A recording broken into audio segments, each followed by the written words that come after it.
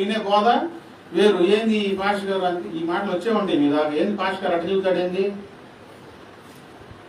విషయం ఏంటంటే లోతైన సత్యాలు వాళ్ళకి తెలియదు, బైబిల్ గురించి సరిగ్గా తెలియదు. యేసుప్రభు వారి దగ్గరే ఉన్నారు, యేసుప్రభు వారు చెప్పిన మాట జీర్ణించుకోలేకపోయారు. కఠినమైన మాట ఇది అని. ఒక ఆయన అన్నాడు, ఆయన సాగు అయితే బైబిల్ గురించి ఆయనకేం తెలుసు?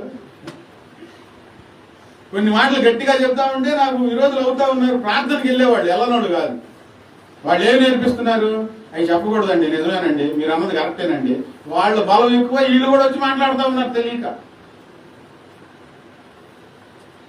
బైబిల్ అట్లా లేదు, ఎట్లా లేదు. ఎవరేమనుకుంటే ఏమన్నది, ఉన్న సత్యాన్ని నిర్మోహమాటంగా చెప్తా ఉన్నాను.